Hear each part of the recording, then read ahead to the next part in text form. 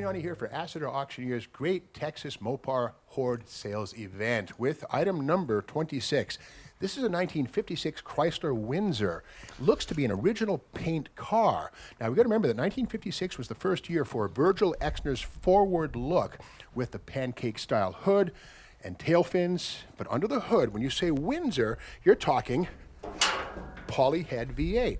Now this is a 331 cubic inch engine similar to the firepower Hemi, but to cut costs a little bit, Chrysler came up with the polyspherical heads, which again are in effect here. Now this one is a 4-barrel carburetor equipped one. The base car had a 2-barrel, and this has 250 horsepower, which is going to come back to us in a moment in a very cool way.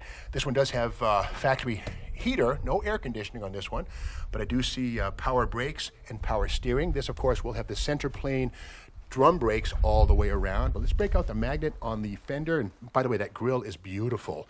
The chrome is pretty decent. No real pitting. Bumper's nice. The deflectors here are present. The magnet sticks down low. I dare say this is an original paint car. We call these survivors. The door looks real nice down low. No pitting, no rust, no repairs. Again, the faded green paint. Let's look inside, where we see, typical, decay on the seat, no big deal. Push button transmission. This is the Power Flight automatic, 2 buttons.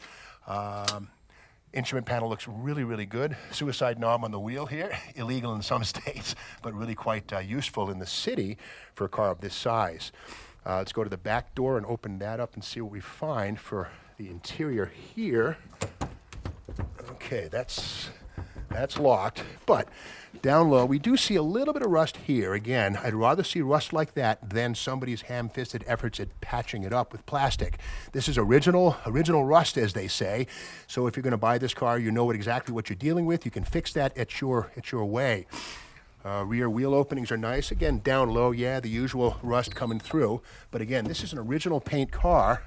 And it's nice and solid with the exception of this area here, and they do sell patch panels for that.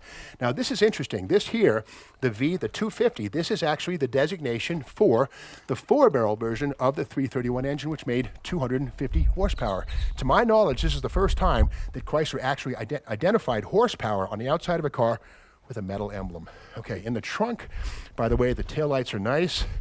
The bumper's sweet, and yes, first year for fins in Chrysler right here, 1956.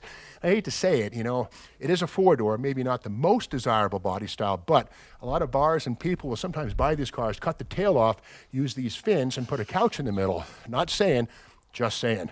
Okay, here is the trunk. What do we have in here? Okay, can't open that. Anyway, I would assume that the trunk is pretty solid, to be continued with the quarter panel condition. I would imagine it's pretty decent. Over here, yeah, we do see the original paint, and yes, the same kind of rust through here.